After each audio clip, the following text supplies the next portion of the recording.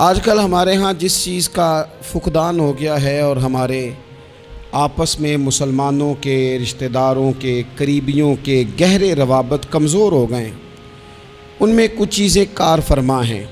ایک بڑی چیز تو یہ ہے کہ ہم نے ہر چیز دنیاوی لین دین پہ طے کر لی ہے، بہت زیادہ تحفوں کے تبادلے ہونے لگے۔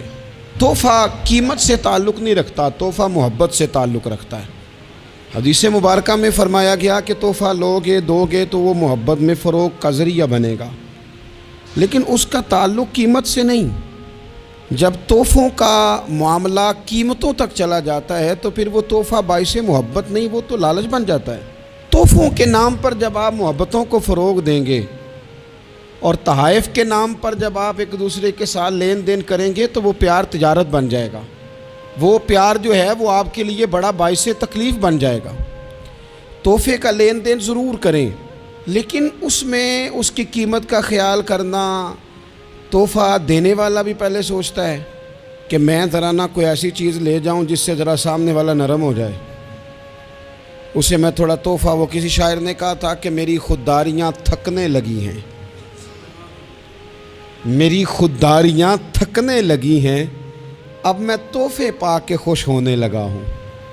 اب میں خوش ہوتا ہوں جب مجھے کوئی تحفہ دے جائے، تھوڑی تھکاوٹ سی آ گئی ہے خودداری میں۔ تو تحائف پہلے تو دینے والا کہتا ہے کہ میں اتنا قیمتی کیوں دوں، اتنا قیمتی تو بندہ ہی نہیں۔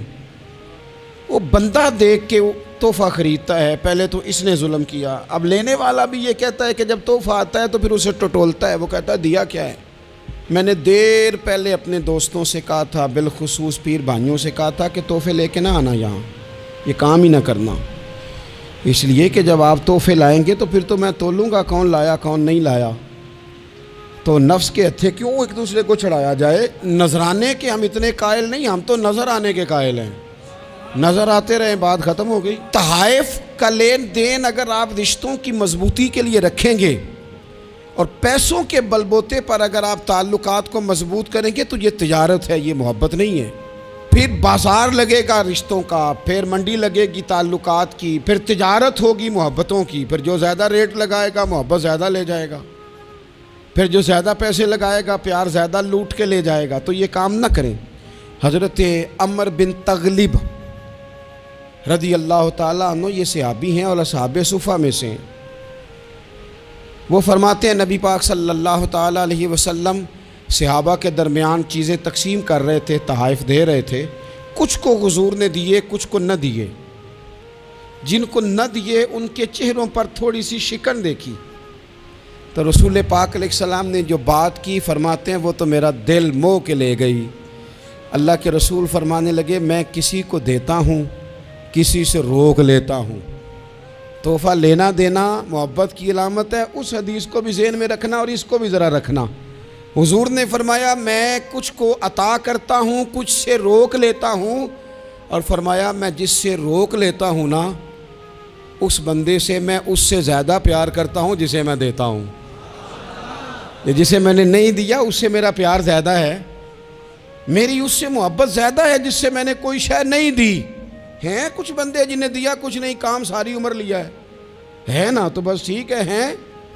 فرمایا جن سے روک لیتا ہوں پیار زیادہ کرتا ہوں، اور فرمایا دیتا انہیں ہوں جن کے دلوں میں کچھ بوجھ بن جاتا ہے، طبیعت میں بے چینی آ جاتی ہے تو دے دیتا ہوں، سکون ہو جاتا ہے۔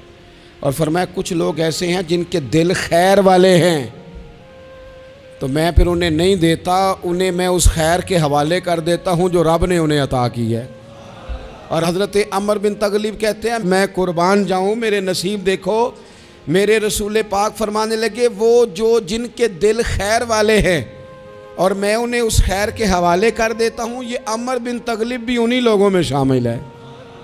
عرب کے اندر سرخ اونٹ مہنگا تھا، جس طرح ہمارے ہاں دیہاتوں میں کہتے تھے نا اے جناب اے دیسی ہے، یہ جناب سائیول نسل کا ہے، یہ فلانی جگہ کا ہے، تو اس کی وہ قیمتاً زیادہ ہوتا تھا۔